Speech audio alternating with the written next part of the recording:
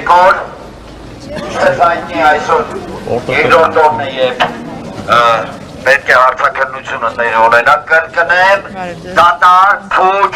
շինծու, անիմաստ եւ քաղաքական դրդապատճառներով պայմանավորված այս իրավական ֆարսը շնորհակալություն Ժորժ ջան որ ստեղ ենք տեսնում եմ բազմաթիվ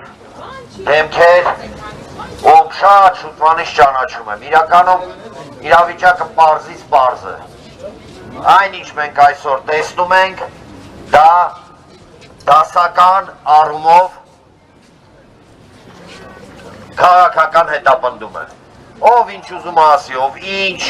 ենթադրություն ուզում անի դա այդպես է ընդ որում նույնիսկ հպանցիկ ուսումնասիրությունը տվյալների, որոնք զետեղված են մամուլում կապված քրեական գործի հետ, ցույց են տալիս շատ պարզ մի իրողություն։ Այդ իրողության տրամաբանության ներքո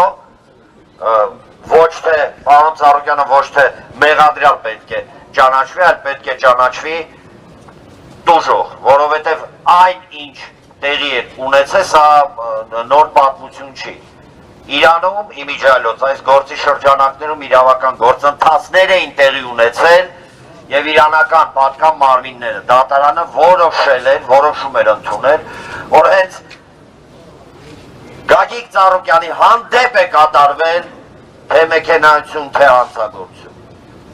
Հասկանալի է եւ հասկանում ենք, որ այս պարագայում կրկնեմ եւս մեկ անգամ ոչ մի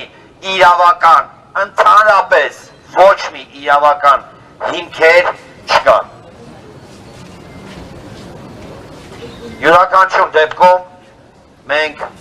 ստեղ ենք, մենք միշտ եղել ենք, կանք եւ կլինենք պարոն Ծառուկյանի կողքին եւ երեք ասել եմ մի արտահայտություն կա, արդարությունը այո, լինում է որ հապաղում է, ուշանում է, բայց ինքը մի ունակություն ունի։ Ինքը միշտ վերջում գալիս է։ Ազատություն Ծառուկյանին!